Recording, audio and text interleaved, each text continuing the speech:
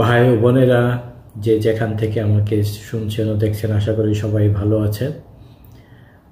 ভালো থাকার আসলে কোনো উপায় নেই। বাংলাদেশের মতো একটা দেশে আমাদের জন্মগ্রহণ, আমাদের আত্মীয়স্বজন, আমরা যারা প্রবাসে আছি তাদের আত্মীয়স্বজন যেহেতু সেখানেই বসবাস করেন, কিন্তু বাংলাদেশের যে পরিস্থিতি সেটা উপলব্ধি করে আসলে কেউ ভালো নেই মানসিকভাবেও।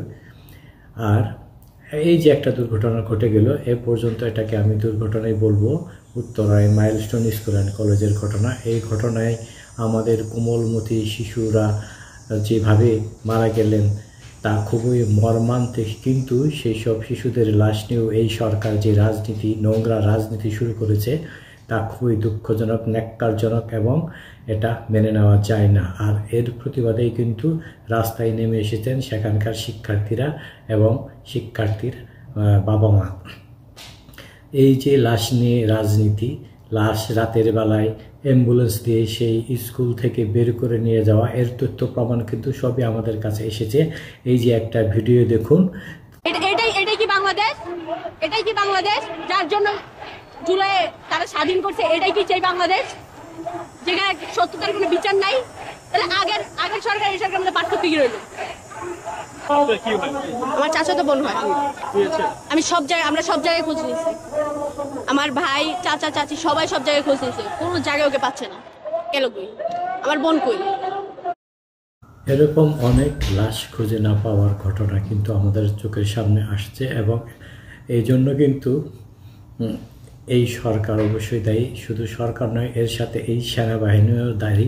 আমি বুঝতে পারছি না সেনাবাহিনী কেন এরকম একটা কাজে নিয়োজিত হলো, কেন এই ধরনের একটা ন্যাক্কারজনক কাজ করতে গেল।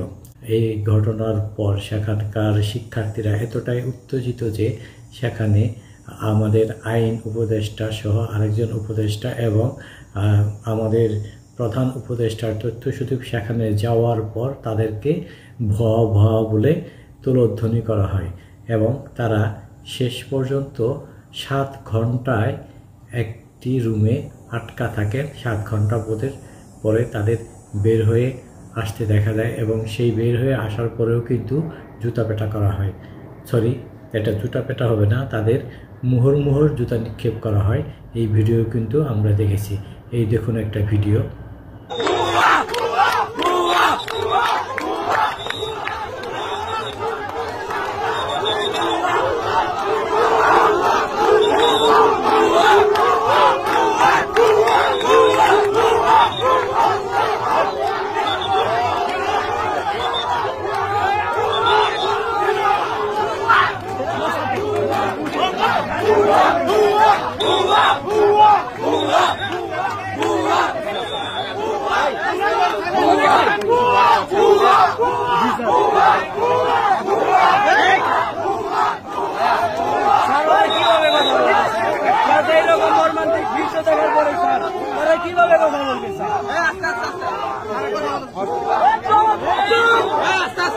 এছাড়া আরেকটা ভিডিও দেখেন, একজন অভিভাবক, একজন মা উপদেষ্টার সাথে কথা বলছেন, আইন উপদেষ্টা। আর এই আইন উপদেষ্টা ইঁদুরের মতো গর্তে লুকিয়ে থেকে দেখেন কিভাবে তার উত্তর দিচ্ছেন। কালকে 4টায়, আজকে বেলা 2টা বাজে, আপনি কালকে পর্যন্ত বিমানবাহী প্রধান কোথায়? 24 ঘন্টার বেশি পার হয়ে গেল। এখন আইন উপদেষ্টা স্যার, আপনি এখানে বললেন পরে বসবেন, হিসাব নেবেন এবং এটা তথ্য অনুযায়ী বিচার করবেন।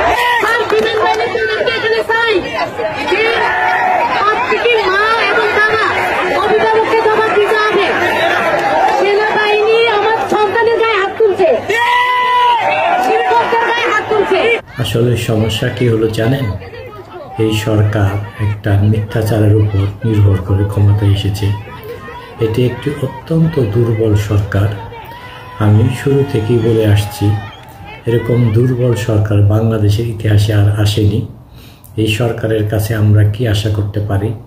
এরকম একটা ডিজাস্টার ম্যানেজমেন্ট করার মতো ক্ষমতাও এই সরকারের নেই। একটা সিদ্ধান্ত নিতেও তারা কত দেরি করে। এর মধ্যেই দেখছেন এসএসসি পরীক্ষার্থীদের উপর কেমন লাঠিচার্জ করা হয়েছে, কারণ এসএসসি পরীক্ষার পেছানো যে হবে এই ঘটনার পর, সেই সিদ্ধান্ত এসেছে রাত 3টার পরে। এ নিয়েও সচিবালয়ে তুলকালাম কাণ্ড ঘটে গেছে এবং শিক্ষার্থীর উপর চরম নির্যাতন চালানো হয়েছে এবং শিক্ষার্থীরাও কিন্তু সচিবালয়ের গেট ভেঙে ভেতরে ঢুকে পড়েছিল এবং সেখানে গাড়ি ভাঙচুর করেছে। আর সবাই দাবি করছেন যে এই সরকার আগের সরকারের তুলনায় অনেক খারাপ এবং এই সরকার কোনো বিষয়ে নজর দিচ্ছে না। যেখানে গেলে তারা শত শত কোটি টাকার কাজ পাবেন, শত শত কোটি টাকা তারা বিদেশে পাচার করে কিন্তু নিজেদের ভবিষ্যৎ উজ্জ্বল করার চেষ্টায় লিপ্ত রয়েছেন।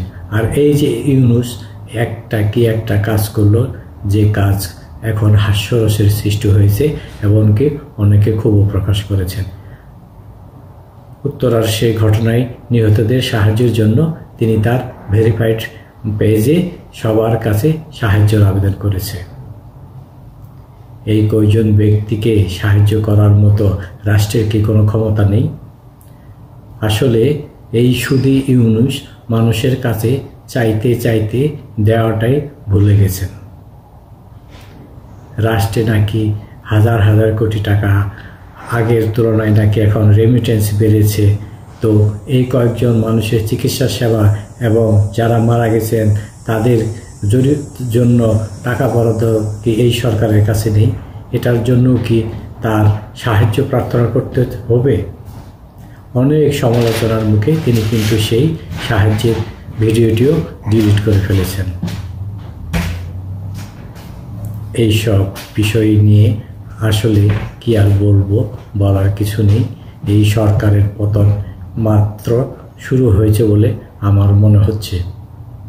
এরকম একটা দুর্বল সরকার আর 1 বছরও টিকতে পারবে না। সুতরাং নির্বাচন দিয়ে যতটুকু মান সম্মান আছে ততটুকু মান সম্মান নিয়ে তাদের চলে যাওয়া উচিত।